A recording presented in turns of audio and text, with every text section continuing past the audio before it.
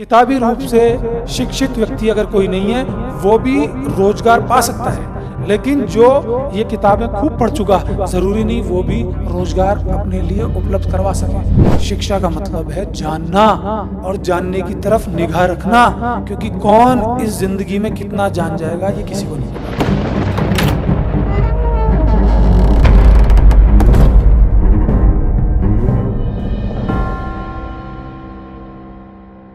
नमस्कार, मैं क्षितिज कुमार।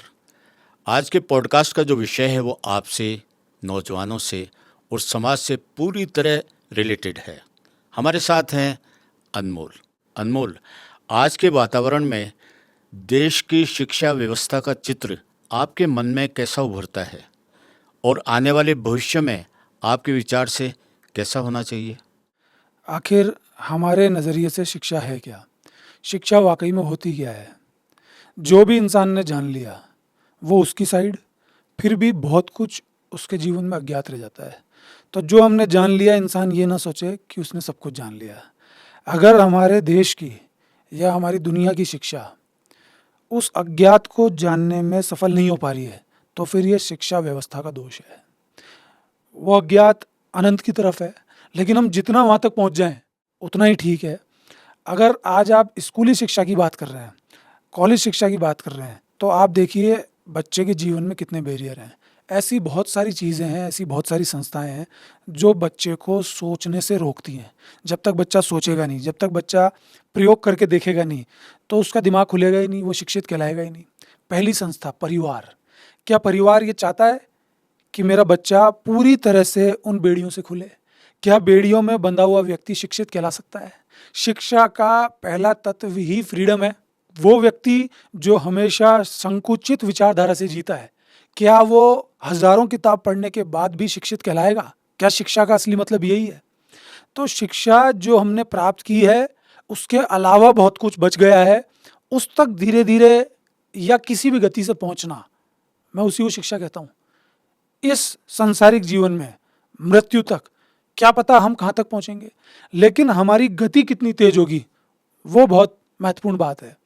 जिस प्रकार हमारे परिवार की बेड़ियाँ हैं, पेरेंट्स बच्चे के लिए वो टीचर चाहते हैं, वो शिक्षा चाहते हैं जो वो खुद देना चाहते हैं।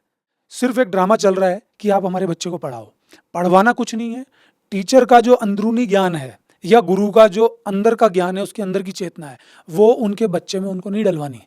वो जो चाहते हैं, वो जिस तरह से अपने बच्चों को चलाना चाहते हैं, देखते हैं, वो उसी को पेश करना चाहते हैं। ये जो सिस्टम बना दिया स्कूलिंग का, कॉलेज का, ये जो पूरा सांसारिक सिस्टम है, ये कितना सफल हो पाया कितना नहीं हो पाया, तो जिस तरह का व्यक्ति निकला है, जिस तरह का फ्रूट हमारे सामने है, उससे पता चल जाता है कि व्यक्ति कितना शिक्षित है। तो जब तक पेरेंट्स, समाज या किसी भी तरह की जो नीति बनाई जाती है सरकारों द्वारा, वो अगर इंसान को पूरी तरह से स्वतंत्र होने में बाधा बन रही है तो फिर कुछ ना कुछ तो गड़बड़ है।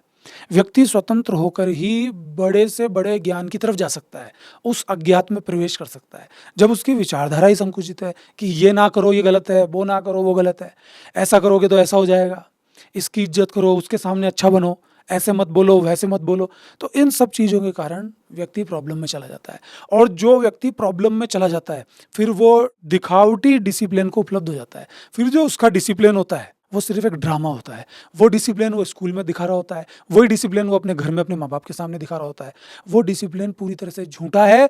वो पीठ पीछे डिसिप्लिन है, सामने से ना वो किसी से प्रेम कर रहा है ना किसी की इज्जत कर रहा है।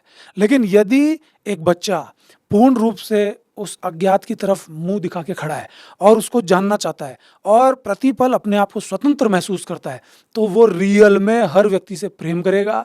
वो हर डिसिप्लिन को ऑटोमेटिक उपलब्ध हो जाएगा। फिर वो उसके लिए डिसिप्लिन और बंधन भी नहीं होगा, उसको अपने आप ही मजा आने लगेगा। वो हर जगह की अपनी नीतियों को समझ जाएगा।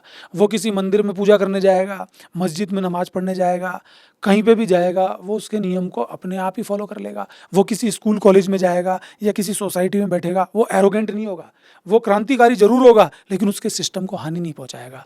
ऐसा व्यक्ति या ऐसा बच्चा हमेशा शिक्षा की ओर जाने लगता है।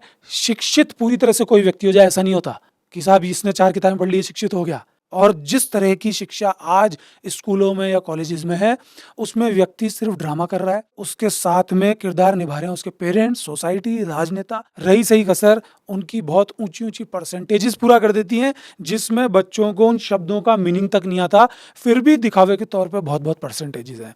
इसी का नतीजा हो रहा है, ना बच्चा शिक्षित हो पा रहा है, क्योंकि शिक्षा का मतलब है सीखना। हमको ये बताया जा रहा है कि शिक्षित व्यक्ति वो है जिसको रोजगार मिल जाए। रोजगार मिलना अलग बात है, किताबी रूप से शिक्षित व्यक्ति अगर कोई नहीं है वो भी रोजगार पा सकता है, लेकिन जो ये किताबें खूब पढ़ चुका, ज़रूरी नहीं वो भी रोजगार अपने लिए उपलब्ध करवा सके। तो शिक्षा का मतलब ये नहीं है कि रोजगार मिल जाए। अक्सर देश में बहस छिड़ती है कि आपकी शिक्षा रोजगारोन्मुखी नहीं है, आपकी शिक्षा रोजगार को उपलब्ध नहीं करवा पाती है। तो शिक्षा का मतलब ही यही है, जानना, किसी भी चीज़ को मानना नहीं, खुद एहसास करके देखना। फिर वो किताबों से नहीं आता, वो सिर्फ स्कूल से नहीं आता, वो घर से भी आता है, वो सोसाइटी से आता है, वो अपने अनुभवों से आता है, थोड़ा स्कूल से भी आता है, दोस्तों से आता है, सबसे बड़ा अपने फेलियर से आता है, सब जगह से आता है। लेकिन जब एक बच्चे को, एक इंसान को संकुचित किया जाएगा तो ऐसा कुछ भी नहीं होगा। रोजगार मिलना एक अलग बात है, उसके लिए अलग प्रयास किए जाने चाहिए, उसका रिलेशन इस शिक्षा से नहीं है। आप देख लीजिए कितने शिक्षित लोग हैं जो बहुत ज़्यादा पैसा नहीं कमा पाते, लेकिन कम शिक्षित लोग भी बहुत बड़े बड़े रोजगार को उपलब्ध हो जाते हैं। तो मेरी नज़र में शिक्षा का मतलब है जानना और जानने की तरफ निगाह रखना, क्योंकि कौन इस ज़िंदगी में कितना जान जाएगा ये किसी को नहीं पता। तो सबसे पहले उसको फ्रीडम मिले और फ्रीडम के साथ वो अपनी नज़र जानने की तरफ ही रखे, मैं उसको शिक्षा बोलता हूँ।